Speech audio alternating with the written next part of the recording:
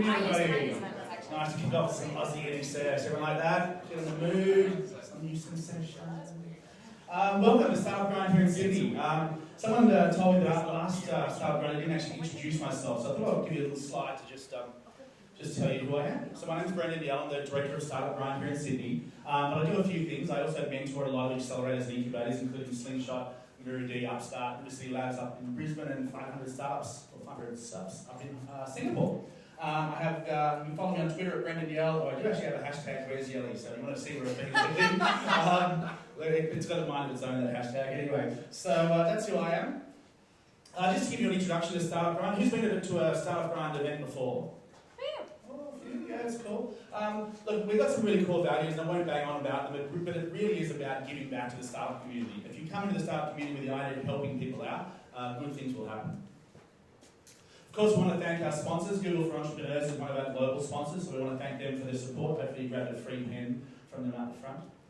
And SoftLab, which is what I do for my day job. So I run IBM SoftLab has a startup program. I run that program here in Australia and New Zealand, and we give away some really cool free servers, high-performance servers to startups. So if you're a startup that's less than 3 years old, need some high-performance servers, such as those used by Fitbit and WhatsApp, come and see me and I'll tell you about the program.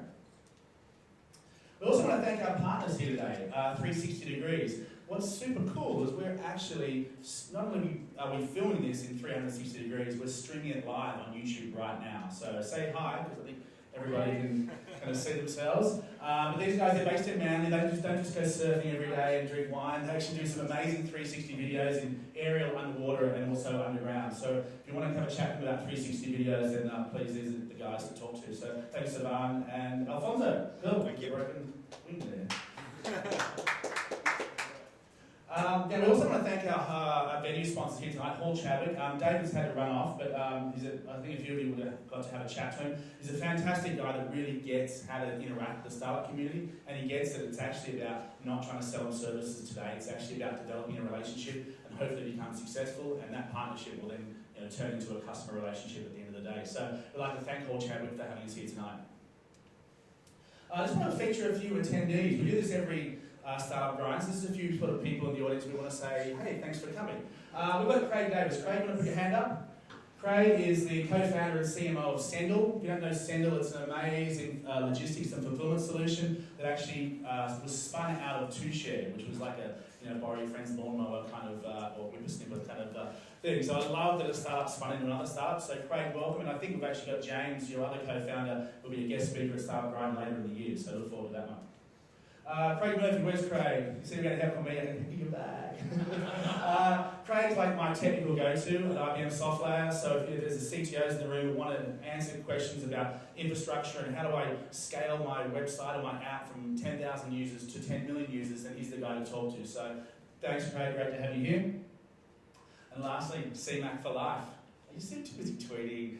So just I'm going to say hi to Cheryl. Cheryl ran Startup Grind here in Sydney for over a year before I did.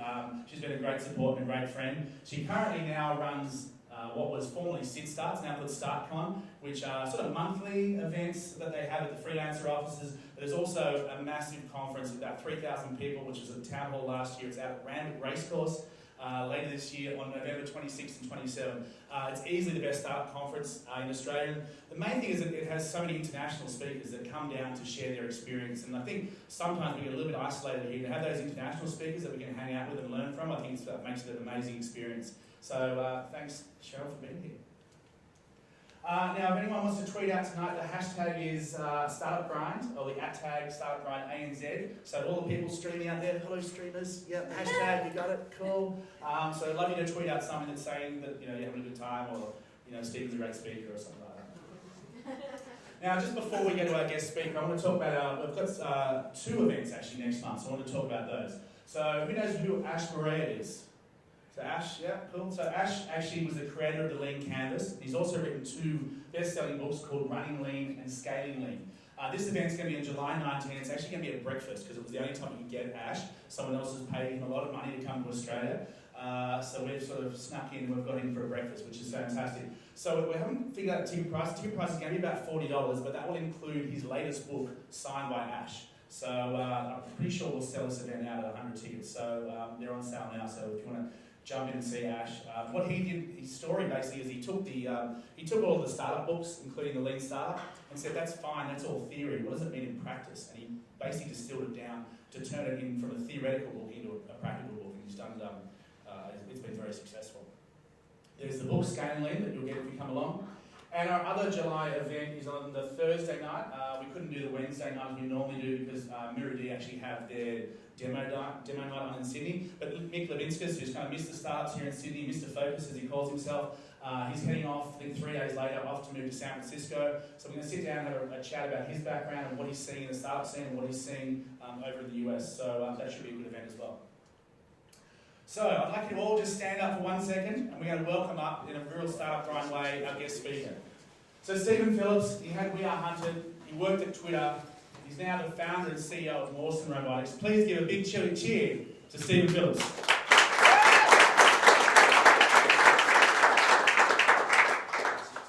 Wow. That's crazy. Move over a little bit? Yeah, I might kick it. I feel like a good start. Once you're out of the light. Hey, how's it going? I'm on. Everyone hear me? Cool. Hey, how's it going? Busy day, mate? I've had a long day. Where have you been? I woke up in Brisbane, caught Yep. the red eye to here. Yep. I had board meeting this morning. I'm sure you all know how pleasurable that is. And then I was at Sorrow out at somewhere in Sydney today, for most of the afternoon. Cool. This will be pretty casual, mate. It is. Stress. It is. It's good to Cool. see so many people. We'll get started. What I'd like to do is just talk a little bit about your background. So tell us about where you grew up and what led you into the world of tech. Yeah, so I grew up in Charterstowns, or west of Charterstowns in North Queensland. My parents have cattle property up there. So I grew up remote, school, the air stuff, boarding school, did all that stuff. I did pretty well at school. I got into medicine. I went to study medicine at the University of Queensland and hated it, absolutely detested it. I did it because, your parents think it's a good idea. So when I was in my first year, I spent some time in a hospital and realised that this wasn't the life for me. I had no empathy for sick people. They were quite annoying. I just felt I was capturing all these people at the very worst point in their life, and I just thought, I've got to do this for the next 50 years. This is not me. And I really respected those who had that skill, but I didn't have that. And I didn't find it a very creative process. I found it didn't play to my strengths. I always liked inventing things and creating things. This was pure memory work, over and over and over, shit memory. So I didn't enjoy it. I had to get a job, but I was unemployed for 6 months.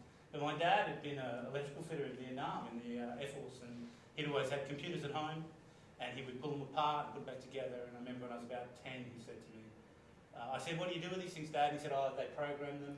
"Oh, yeah, cool. Hey, what's that?" I got no idea. So he gave me books, and I learned to program. And I was doing, stupid stuff, games, things like that. I didn't realise at the time, this was like 1980. And that was really quite unusual for 10-year-olds to be coding at the time. And so I coded all the way through, and then I landed in this house at uni. There was 8 guys living in this house, and there was about half of us were medicines, the other half were engineers, and they were all programming. And I was programming with them, and they said, "Oh, you should come and apply for a job. If you want a job." One of them had a job. I went to the job interview as a programmer. I'd never trained. And in about a minute, I realised the guy on the other side of the interview knew nothing. He was basically their lead, but I'd been programming a lot longer than he had. And I got the job, and then I was in it for maybe 15 years. I built, like I'm sure many of you here, I built 1,000 websites. They're all shit. I did them because people paid me to do them. And I was on that side of the fence. I was in services. I worked at agencies. I did it for myself. Terrible idea. I'm sure you've all had a go. You can build a site, therefore you realise that's a skill and you can charge it. And you're in that services game. And from the age of about 20 to 35, I worked for building sites for people. All types of sites. All of them were garbage. None of them did anywhere. But you take the money and you do the job. And I went through the first .com boom around 2000. I built a bunch of sites for people, and some of them took off, and I was really jealous because I was always on the wrong side. I never was in a startup. So I'd always had this ambition I'd do my own at one point. And then when I was about 35, I met my wife, and we had a kid, and I lost my job, and she was pregnant. And so we were in kind of hard times, and what better time to do a startup? is now the time to do a startup. So I started doing the startup, and I built this website that she was in stocks and stuff, and she was always checking the market. She was following Hot Copper, I think it was called in those days. She was reading all the stock trades. And I said, I could scrape all that for you and I could turn it into something you could read. And she went, oh, wow, can you do that? I said, yeah. And I wrote that, and she shared it with a few friends, and it kind of took off and became this.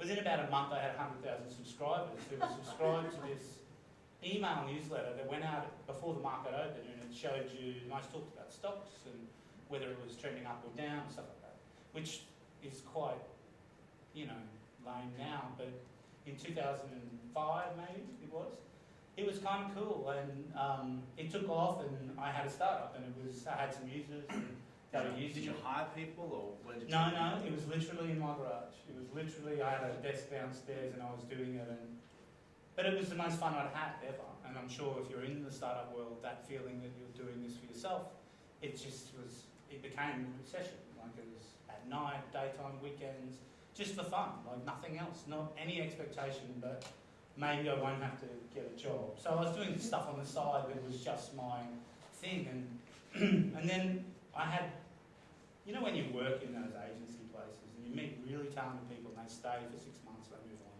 You have memories of all these people you met, and they were really good people, but you never all got them in the same room at any point. And one of these good people who I love working with at some agency I was at, and he'd become creative director at What If in Brisbane. And he said, the founder of What If, he's about to step down as chairman, and they've just listed 2 years ago, he's got a lot of money and he wants to invest in startups. And I said, you should invest in Stephen. And I thought, what's he investing in? There's me and these people on this email list. It's not a company. I didn't have a company. Anyway, I had lunch with him, and it was a turning point in my life. I had lunch with him, and we just hit it off instantly. Graham and I sat down at lunch and we started chatting. He was from Rockhampton, I was from Jarvis Towers. His parents had cattle and minding. His dad was in Vietnam and wine books. It was this weird thing where he was exactly like me, except he was really successful. I wasn't that. And over lunch, he said, I think we should be in business together. You're exactly the type of guy I'm looking to invest in. We should do a startup together. Yeah, let's do that. That's a really good idea. And he said to me, I'm going to go away to Europe for 4 weeks. When we come back, we'll kick this off, and I want you to have a think about how much money you need. And I thought, what does that mean? How much money do I need? How many people do I need? And I said, I think I need $1 million. And I didn't know what to say. And he said, you're going to need a lot more than that. I mean, yeah. I think I'll need a lot more than that. And he said, can you get a team? I said, I can get a rockstar team. And I thought, I'll be able to go back and hire those people. And I put the call out to all these people I'd worked with and said, hey, this guy in Brisbane has just given me millions of dollars.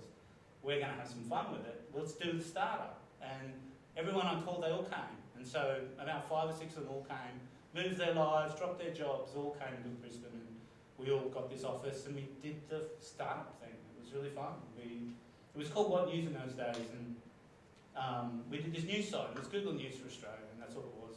Graham, he hadn't told us, but he's a massive greenie clearly now, if anyone knows him.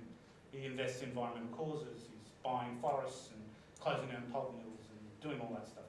But he thought we had a very right-wing press in Australia. He wanted plurality of the press. And he thought that if he could build a news site, he could be somewhat swerving the agenda to the left or whatever. But we were just happy coding and designing stuff and having fun. And What News took off. It got to 500,000 users in Australia, which for an Australian site's enough. And we started to make money, and then we licensed our first big win 2 years in. The team had grown to 10, and we licensed the whole platform to one of the banks here. I can't remember who it was now. Who's the millionaire factory here? Macquarie. Macquarie. Should remember that. It was an important day at the time. We'd worked for years to get a customer, and we finally had a customer. Macquarie Bank, we licensed it to them. It was $100K a month for 3 years, and that was more money than we dreamed of. And they were using it to do what my wife was doing 3 years before. They were using it so their traders could know what people were saying about stocks before the morning started. And we had to. They got to see it an hour before everyone else saw it. Type of stuff. So it used the same technique? Exactly the same tech. And that next day I went to, I was back in Brisbane, I was out celebrating the win with the team, and I met these two young guys, 20-year-olds from EMI, who were from Sydney. They were in Brisbane for some music thing. And they came up and they said, oh, we hear you're the What News guy, and can you, do you know anything about music? And I said, I don't know anything about music. And they said, we've got this problem. Our problem is this. And he stated it so well. It's one of those moments when someone, a non-tech person, comes to a tech person and says, how do I do this? And we go. But he said to me, the problem we've got is I'm in charge of A&R and valuing artists, up-and-coming artists. And the way we used to value them was by how many records they sold. And then why that's important is brands want to be cool, say Red Bull, they want to sponsor some hip artist. And how do they prove to this brand that people like this artist? The way they did was record sales. But since all you people started stealing everyone's music, they had no idea how this worked anymore. Sure, the oldies were still selling, and the excess, thanks for that, we're still selling, but these new artists weren't. And I said, oh, so you want me to tell you who the most stolen artists in the world every day are? And he went, yeah, hey, I can do that. And so over the course of a weekend, I didn't tell my team and didn't tell my board. I just went home and I just wrote a torrent tracker. It sat on Torrent Network and it just counted the most stolen music in the world. And I sent it to the EMI guys and they went, this is really cool. Like, this is what we expected to see. Which I could, they were all crazy to me. I didn't know any of it. It was because I wasn't in music. Hey, Jill. And then they said, oh, this is really awesome. Like, this is the new chart. This is the thing. You should turn this into a website. And so we did. We spent 4 weeks and we created We Are Hunted version 1. Put it live. Nothing, didn't know what to expect. And then woke up on a Friday morning and my world was changed again. It was just that fairy tale stuff where you hope that one day you'll create something that someone gives a shit about. And the world just loved it. Like, we woke up to email inboxes, crazy, cover of Dig, Wired. Everywhere on the internet was saying this thing was really cool. And the headline was perfect. TechCrunch, which was the something of its day, said, this is the new billboard of the generation. This was the next billboard. And everybody loved it and it went crazy. And we had these 2 or 3 days of just a high. The team loved it and holy shit, we've got to get this site up and keep it up. And we were seeing 1 million people. And it's taken us 2 years to get to 500,000 million in the first 3 days. And it was a huge, we knew we'd stumbled across something and this was it. I took it to the board on Monday and they didn't want any of it. They thought it was a disaster. They didn't want to know about it. All they knew about the music industry was they sued everybody, they hated people. And they said, you don't care because you've got no money, but we've got money and they're going to sue us and we're going to lose our money.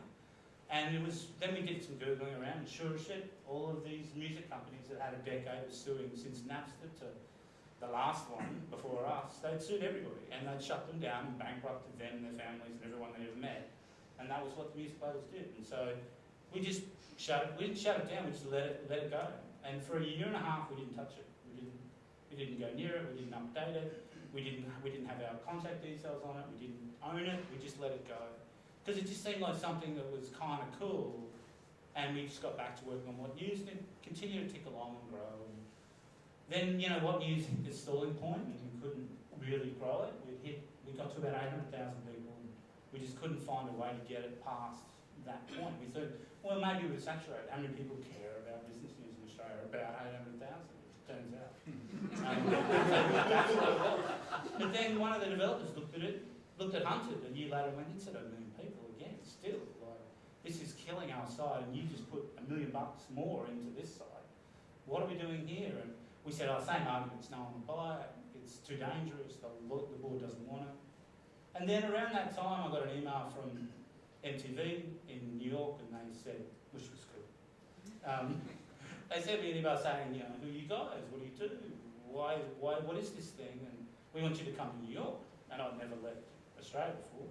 But I thought, yeah, sure, let's go to New York. And pay for the flights? Yeah, it was really cool. And then they put on as Yanks do, they put on a thing. Like met me at the airport and drove me to Times Square and did all that. And I walk in and there's the president of MTV. He wants to meet me. And he was, all these Yanks are asking me for my autograph, like I was a rock star. And it was a very bizarre day. It was incredibly surreal, the first of quite a few surreal days in New York. When I was complete outside of there, I wasn't a music person, I was a technologist. They loved it. They loved the site, and they were all using it. They were using it every day to discover artists for MTV. And they said, well, what's your plans? What do you guys do? How does it work? Because it was such a, no one here probably ever used it, but it used to be this grid. I say used to be, it was 4 years ago, so it was a long time ago for me. But it used to be this grid of all it was 99 headshots. And if you clicked the face, it played the song. And that was it. It was just incredibly simple. There's no ads or anything on there? No ads. We weren't. I won't say where the music was coming from. No. And but it changed every day. It's reflecting, or every hour actually updated, reflecting on what was cool and what wasn't cool and what was coming through. And it built this kind of cult following, and it ignored the mainstream. So because it was based on a trending algorithm, after something became quite popular, it just couldn't compete with whatever new was coming through. So by design, it had to work. And by design, if it did work, it should be really great experience. It should be the best new music. And shit, who doesn't like good new music? So it was that compelling mix of great content, wasn't our content, easy interface, easy to use, and people just really loved it. And I remember having at some sushi place with the president of MTV. He said, "Oh, we want to be in business with you guys, and we want to take you to Sony." And I don't want to go to Sony. All I knew about Sony was they were going to sue us. They found out it would work. We'd been playing music pretty illegally for 3 years, and this wasn't a good look to go into Sony. He said, "No, they love you there. Like they love you guys. They use it all the time." And who knew? No one ever contacted us, and so I went to Sony, and it was the same deal. They loved us, and they wanted to know how it worked, and they were, because these companies are not tech companies, right? MTV and Sony, those guys don't know anything. That's right. Anyway, so I went home that night. It all happened on one day. I phoned my business partner, Richard, and said, "We got to move to New York. This is it. This is where we belong. Where no one in Brisbane, let alone Sydney, no one in Brisbane gave a shit who we were. But somehow in New York, we were kind of minor. As my daughter called me, you were a D-grade celebrity, Dad." Yeah, that's what we were. We were D-grade celebrities in New York City. That's pretty cool for daughters, though. That was right. It was good enough. So we did that. So we went home, went to the board and said, "This is it. This is the exit." I'd spent all my money. Graham had been incredibly generous. He'd stuck by us through. We had no plan. Like any startup people did. Shit, how do you get out, right? We'd spent $3 million, had no plan to get out. We were kind of treading water.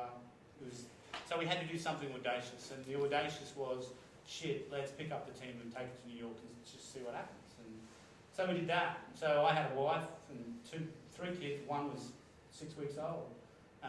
Shit, that's stupid thinking back. But we picked up families, moved to New York City, moved into Brooklyn, set up Hunted in music offices in Soho. And they loved us, so they gave us free rent, which was great.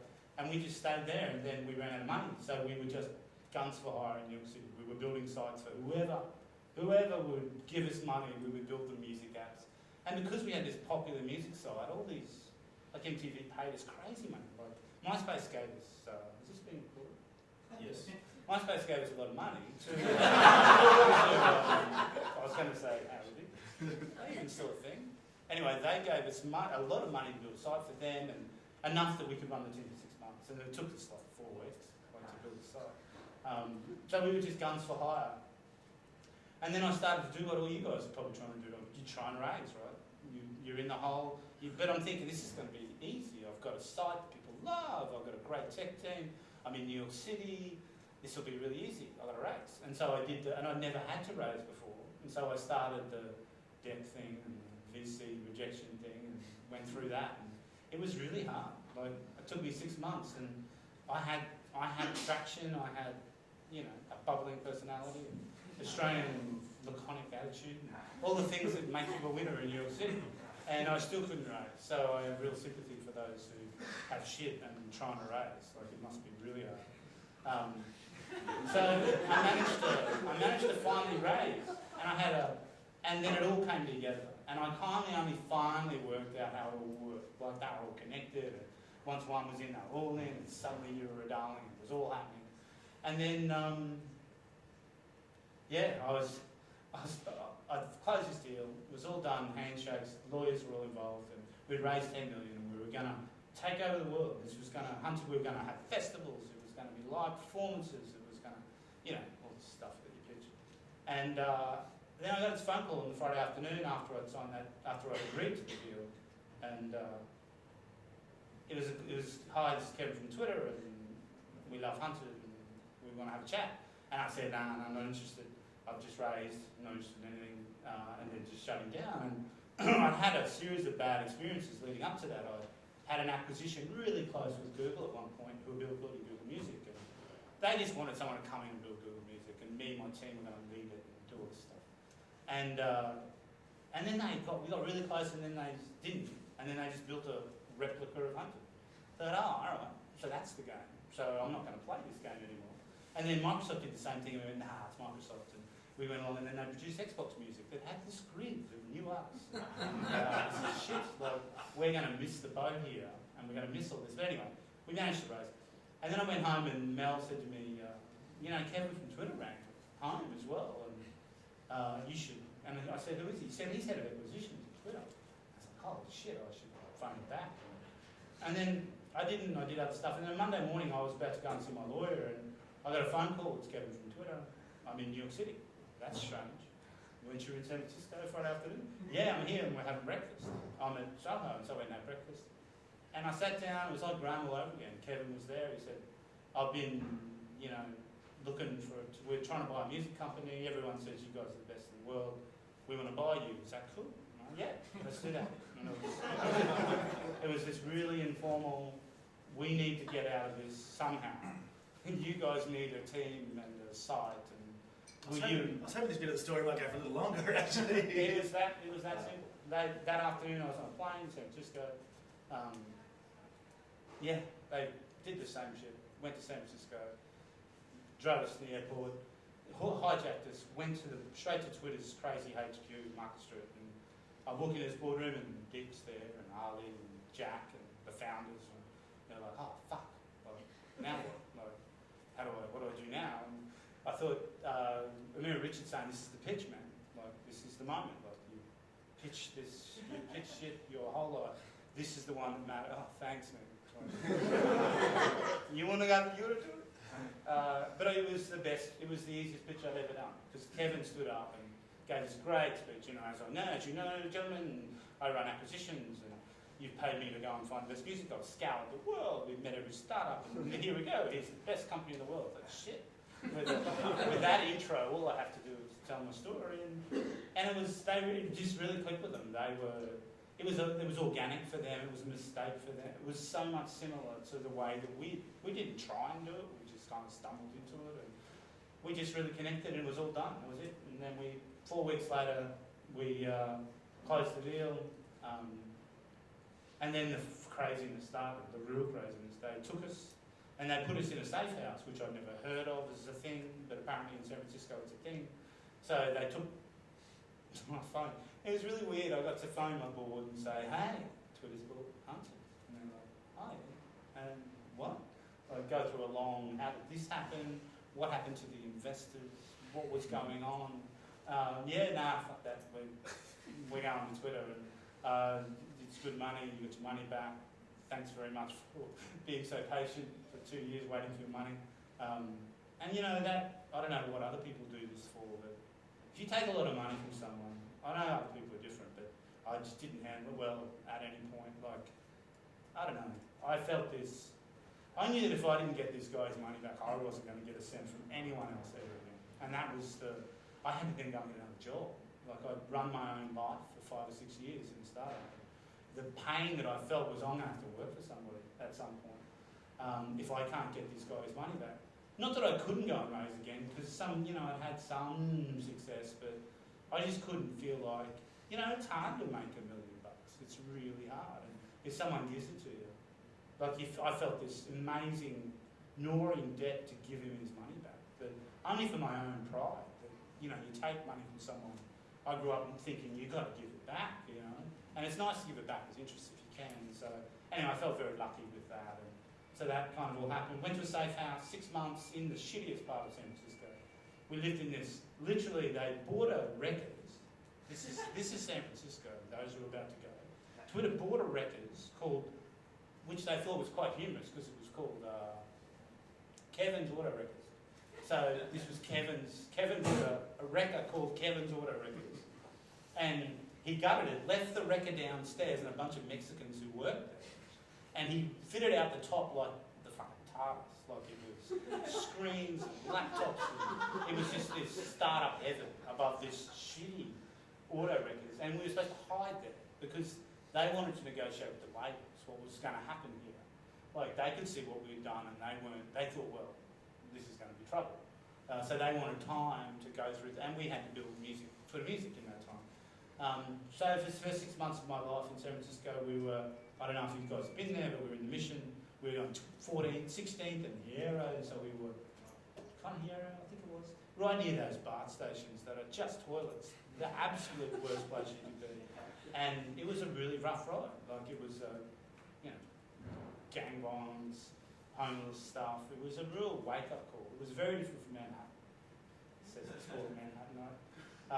Team hated it. Like I brought these guys, everyone hated it. Everyone hated what the hell have we done? This was a disaster. But we're all just longing to go to Twitter, because we get to sneak into the HQ, and the HQ is gorgeous. Like they, again, go the other way. It's ridiculous. It's lunches. If you go there, it's the normal same Silicon Valley shit. And anyway, we did that. We ended up joining.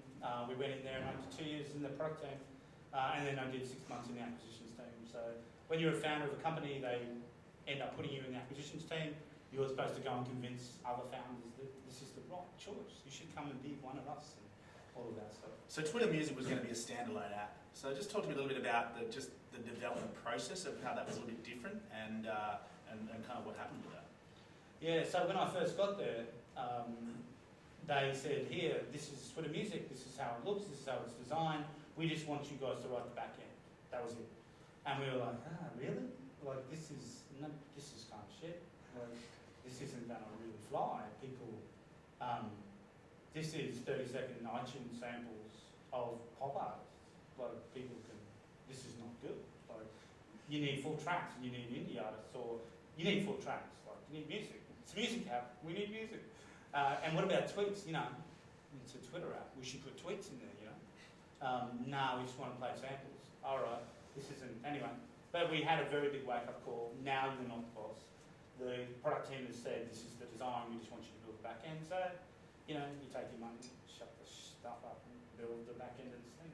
So we had to sit on the Twitter fire hose, and from that, create a music chart. They'd signed a deal with Billboard Music, which the whole thing was this strategy that they did that worked very well. So they did it in television with Nielsen, they did it in music with Billboard.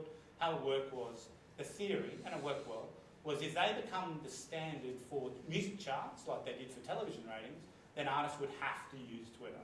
And we knew at Twitter that 80% of tweets are about 50 people.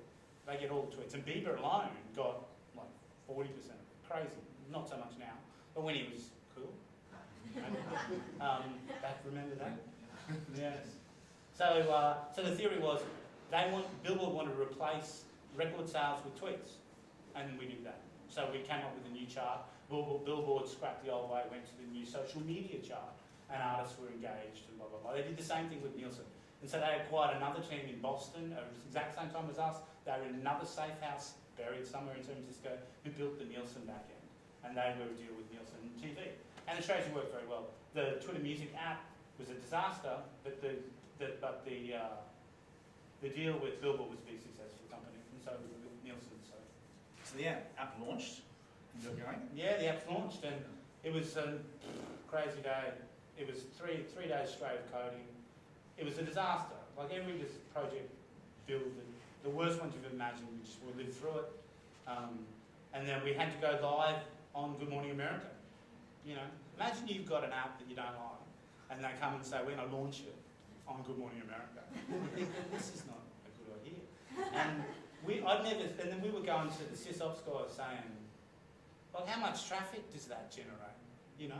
If you go on national television in the US and tell everyone to go and download an app. What does that do? And they were like, no idea. No.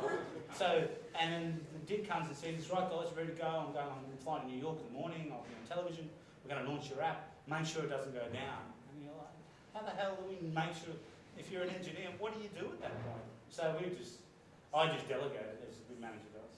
Pointed to my sysop saying, Dick said don't let it go down. It's like, fuck, well, how many servers do we need? Like, what is the... Anyway, we survived, and then we went into... we survived. First time we went to Twitter as employees to meet the team was that morning when it went live, and we went at 4 a.m. San Francisco time. We launched this app. We had 6 hours of bedlam, and then we came out into an all-hands meeting at Twitter, which is every staff member comes into their big foyer, and they tell everyone that they've just bought Hunted, and it was this, it was our first taste of revivalist Twitter, like this energetic, brainwashed kind of thing that Yanks get going. They loved it, like, hallelujah, well done, Twitter's awesome. And all the Australians in the team were like, wow, this is really surreal. These guys are really into Twitter. Like, they were really into it, which I suppose you'd hope people who work at the company would be, but at a level that we'd never experienced, like they were. It was a religious fervour. They'd wind them up, you know, and you're like, whoa, this is really bizarre. And look over on the side and there's all these English and Australian guys standing over there going, and so we immediately bonded with all the Australians. There's a heap of them over there. Heaps of Australians there. Heaps of South Africans, heaps of Englishmen. We called ourselves the Colonials, the group who were there. There would have been about, 3,000 people. There would have been 100 Colonials in this group, mainly, and all in management. So, I don't know, I had some time with Google and I had a bit of time with the Apple teams. So we worked with iTunes quite closely, and I worked closely with Google Play. I didn't see the same thing there, but on Twitter we had this thing. We called them the superheroes, which were the San Francisco natives who lived above us. And they were the Colonials, us, who managed the Asian and Indian and Korean programmers. There were thousands of them. And it was this weird kind of class structure within the place that all these San Francisco guys got all these English guys to come in and run the place. And really smart, lovely English guys, and really clever South Africans, and shitload of Australians in sysops and doing all the system stuff. So as part of the purchase, you had to stay on for a set period of time, is that right? Yeah, so I had a vesting schedule where I had to stay for 4 years. I made it to 2.5, I think I got to. And I had to stay till 2 or we lost the deal completely. So I got to 2, I resigned the day after my 2, just because I just couldn't work it out. It was this place where I just couldn't be effective. I just didn't work out the game. Like there was a political thing going on. And to be fair, I never worked it out. There was no particular problem with Twitter. I never worked anywhere that I could feel like I was being effective. And so I left, and then luckily Ali, who was the COO at the time, called me in and said, we don't want you to leave, so then he put me in the acquisitions team. And I thought, oh, well, that's something interesting. I don't know what that means, but I'm going to buy companies, I suppose. And I just ended up working for 6 months on the SoundCloud acquisition.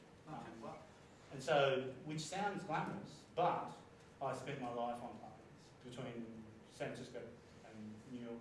I did 20 flights, I think, between San Francisco and New York, trying to convince SoundCloud that it was a really good idea to come and become part of Twitter. And it didn't happen. Didn't happen. I think they just recently invested in it 2 years later, but they were trying to buy the whole company and it all fell through. So yeah, so as you can see, a whole series of massive wins. The whole way. So then, you came back to Australia? What was next for you after that? When you decided? Yeah, I came back. I was miserable the whole time. I had this real. I just couldn't fit in. I'd lost my team.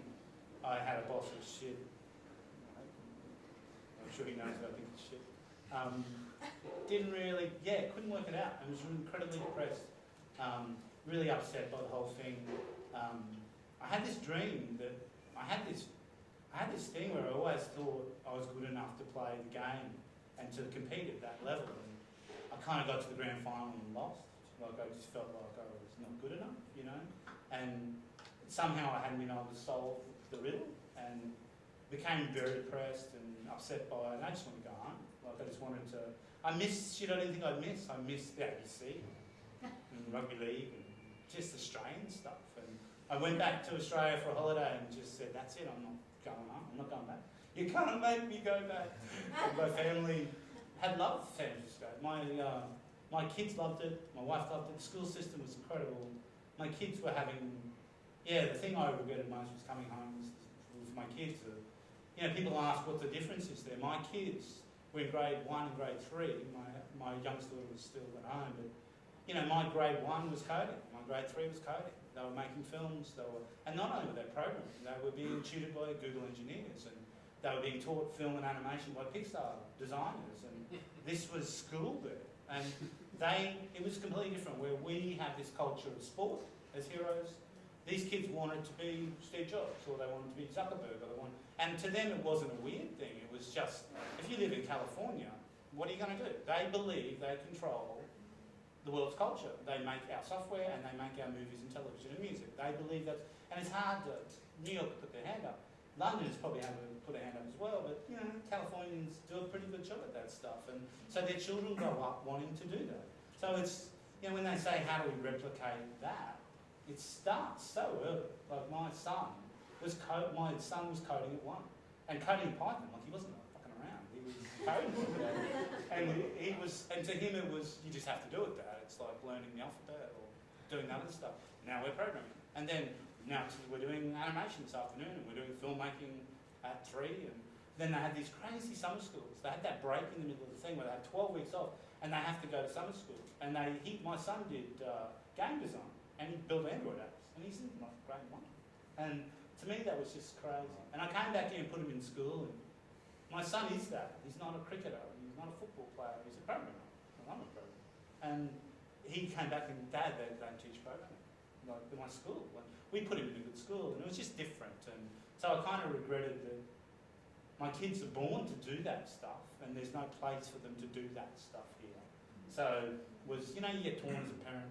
Should you be selfish and say, fuck it, they'll have their shot. Maybe the seed's been planted now. Yes, that's right. So when you got back to Australia, did you have a break? Did you go on a spiritual journey, sit in a kibbutz, go to India?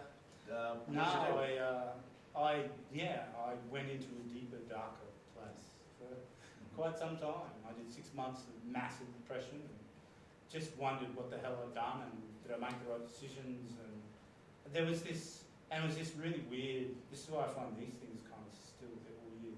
I'd come back and all these people would be really happy for me. And I was like, but really? Like, congratulations. Yeah? What for? Everything I'd built over 5 years has been burned to the ground. Let's all celebrate.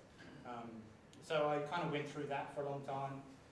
And then I kind of went to, I don't know what the 7 stages of depression are, but I went through denial and all that and got to the point where I went, it was all right. Like, it was a journey and it was life and it was experience. And yeah, I kind of came out the other side looking back at it and remembering, instead of the personal failure time, I remembered heaps of crazy things that happened that were so much fun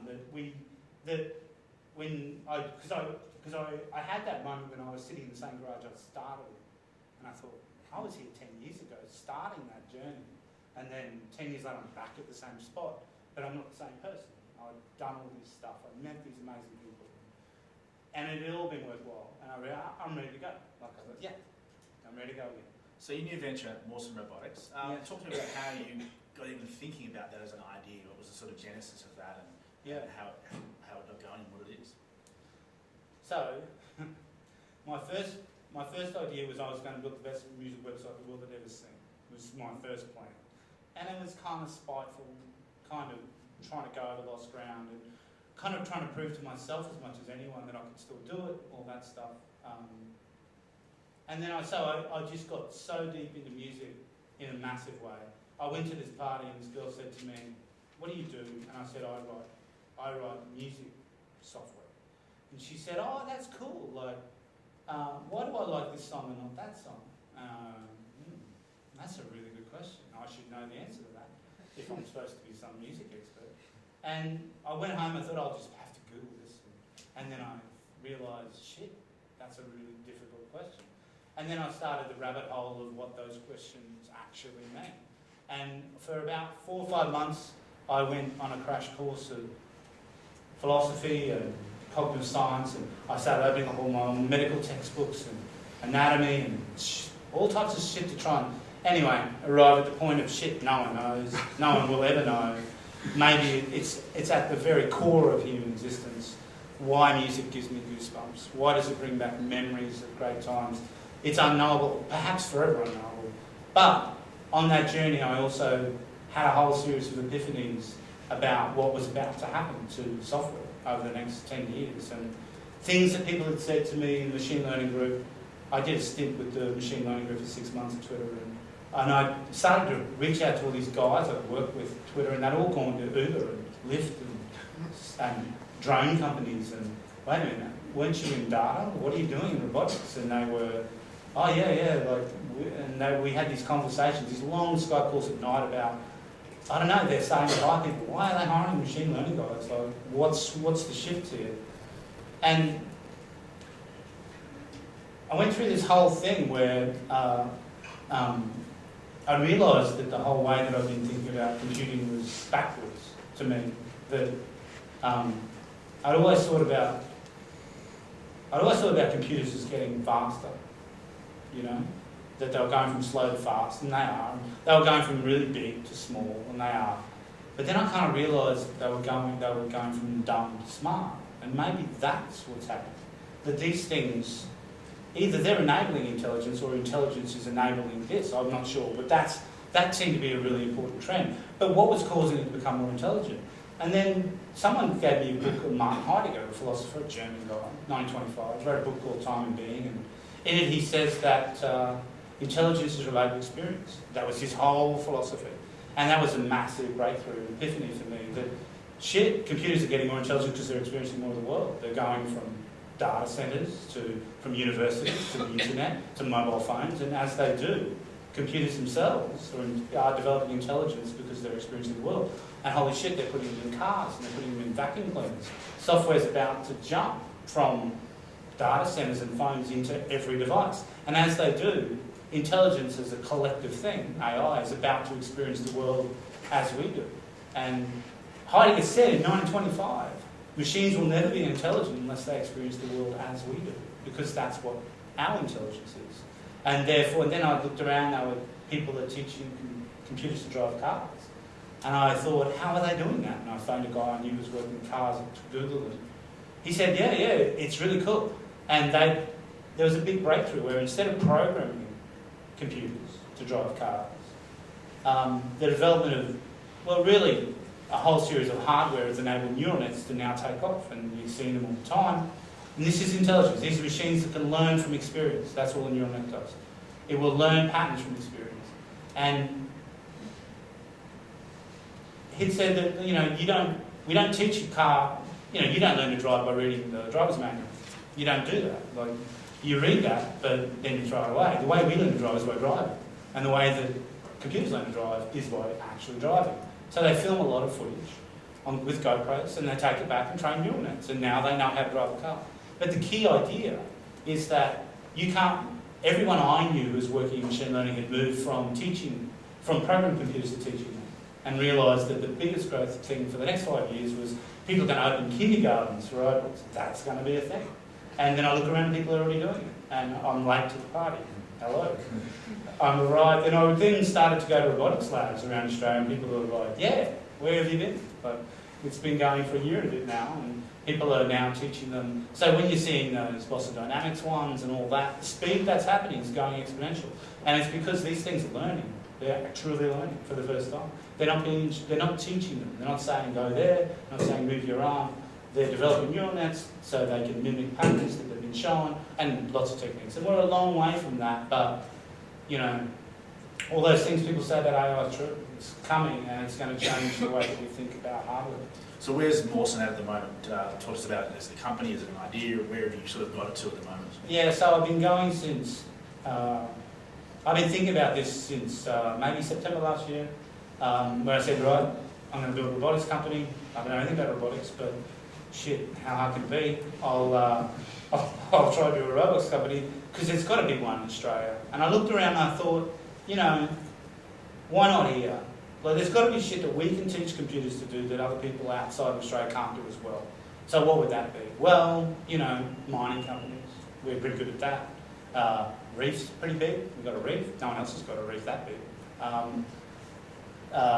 Australian stuff. So I went and looked at all of those things, and I thought I've been lucky, I've made some money. People with money started to give me it, which is bizarre. But, you know, I'd go to people and say, I'm going to do this company, and they all want to give me money. So I raised a bunch of cash, and then so for about 3 months I went to every robotics lab I could get into in Australia, which was, you know, a bit of a challenge, but I got into them. And with a simple idea of, look, I'll give you $1 million. If I give you $1 million, what can you give me in 6 months' time that I can sell? That's the pitch. And they, you know, it's been tough because they don't have any. So it's been a bit of a journey. But yeah, so we're on the brink of licensing. It's funny, we went looking for robots, and so far we've licensed 2 very unrobotic things. Because we arrived there, and you know how everybody knows that there's a problem getting tech from universities into the real world, right? And we're aware of that too.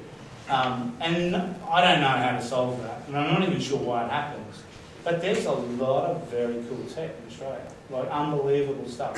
At Cyro, at UTS here, QT in Brisbane, down at Monash, Adelaide Uni. You go in there, and that's like as a technologist, it's like a toy store. They've got all this great kit, and no idea what to do with it. And whatever that breakdown is. So anyway, I've been licensing some stuff that I'm hoping to share with the world over the next few months. Stuff that,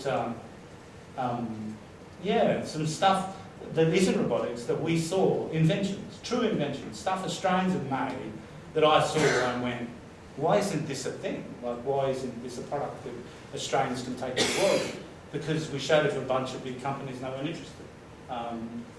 Do you mind if I market it for you? You know, I'll invest in it. And so I'll be doing that. I'll be going around universities at Cyro this afternoon. Cyro's got all this graphene tech, which is amazing. And no Australian companies want to invest in it. So startups are, so I'm very lucky because I'm probably not going to do many more of these. This is probably going to be my chance to do something meaningful. And people are trusting me with money, so I feel like there's a chance to invest in things that otherwise I probably wouldn't, you know, to do things that could be actually quite risky but are important things for other reasons. So, yeah. It's funny because I speak to so many startups every year, and, you know, their motivation isn't often an exit. In fact, it's usually 4th or 5th on the list, so it's interesting to hear from you that you've had the exit and you're like, yeah, whatever, that's kind of not the most important thing, and you want to do something meaningful now.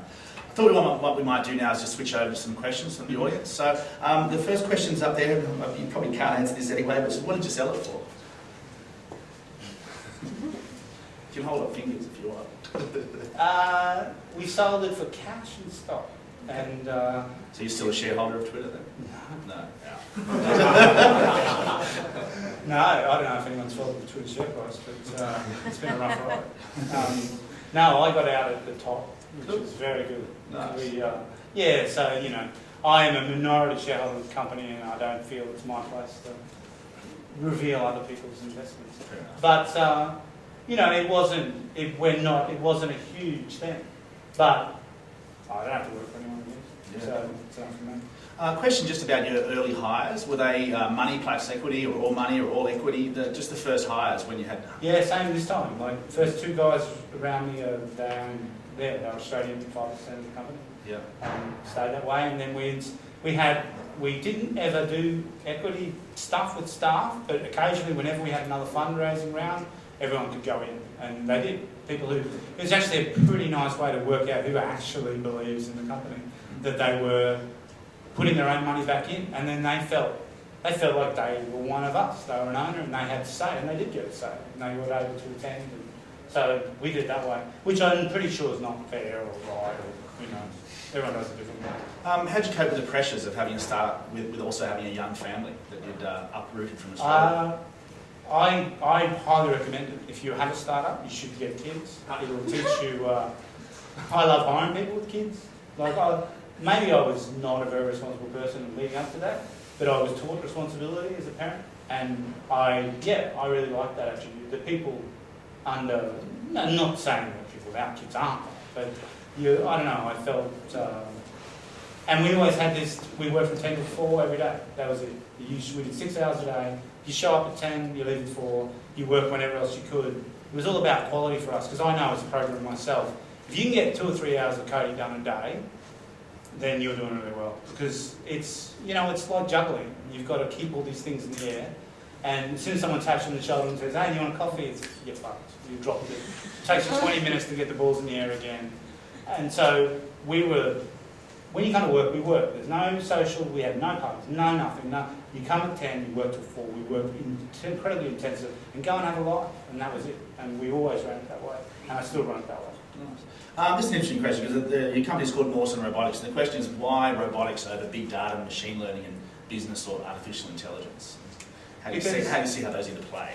Yeah, because robotics are the carrier of the next gen machine learning. So this is what makes it different from the big data. To me, things are sitting on big data like I was at Twitter. Twitter's a bit different. You're sitting on the stream, so you're looking at real time, like historical data of what's happened in the world in the last couple of minutes. But it's not interacting with the world. Robotics is your computer, a computer with eyes and ears and smells, and it's interacting with reality. And it's becoming intelligent. That's actually true intelligence. So robotics is that. For me, I'm not in hardware, but I need that hardware so I can write the next bit of software. Cool. Probably just a couple more questions. This is a great question. Do you see yourself more as a programmer now or an entrepreneur?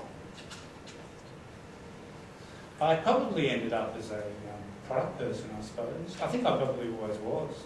I ended up in the product team at Twitter. And that is it's just trying to work out why people do what they do, understand motivations of people. I still code, but only for fun.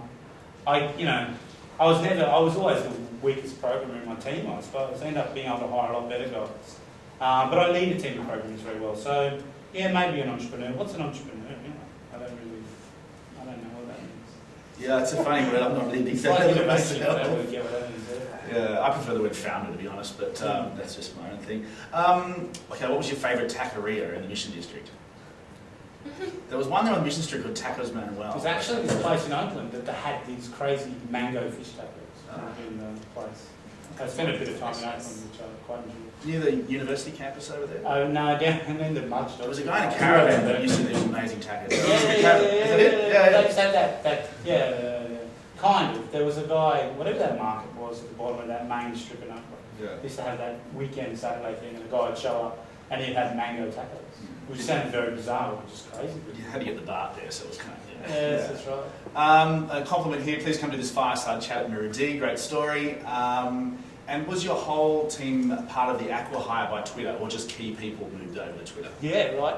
How do you think this goes out? You get a chance to phone guys and say, hey, we sold the company Twitter. They're going to give you... So people had no stake in the company, got 150k a year, up to 150 to 200k a year US, and then like $500,000 worth of Twitter stock at like $10. You're thinking, that's life-changing for 25-year-olds. But I phoned half of them, nah, not interested.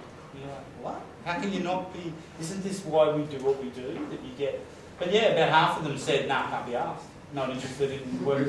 And one of them I remember really well when, I don't like Twitter. For real. Yeah, I hate that. So you won't come to San Francisco and come and work with us and make a bunch of cash and then do whatever other shit you were doing before I called you. No, not interested. That was it. So about half of them came and half said couldn't be asked. So who knows what programmers do. And last question, you mentioned that Morson was your opportunity to do something more meaningful. Yes. What does that mean for you? What does it look like? I don't know, like I felt like I put 10, and this is my advice to anyone asking me about doing a startup, is you've got to do something that even if you've completely botched it and stuff it up and that you feel like it wasn't a waste of time. It was a problem worth working on. And I look back and think, we helped some hipsters find a new band. That was it. 10 years of my life.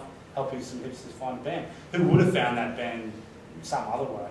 And I thought, was that a thing? Was that something I gave my life to?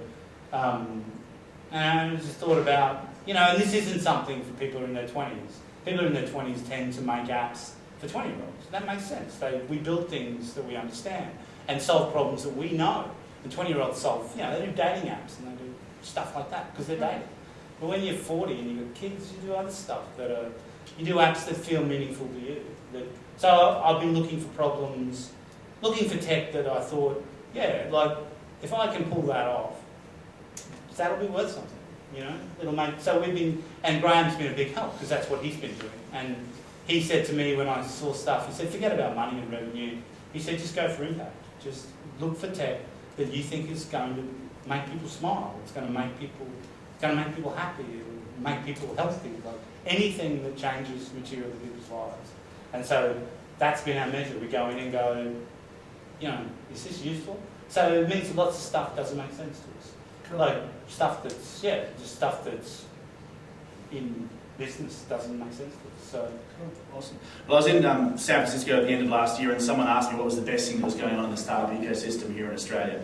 And I said it was that past founders who had done something were more than willing to come back and help the new batch of founders. So with that, I thank you. Stephen Phillips, please join me in thanking you.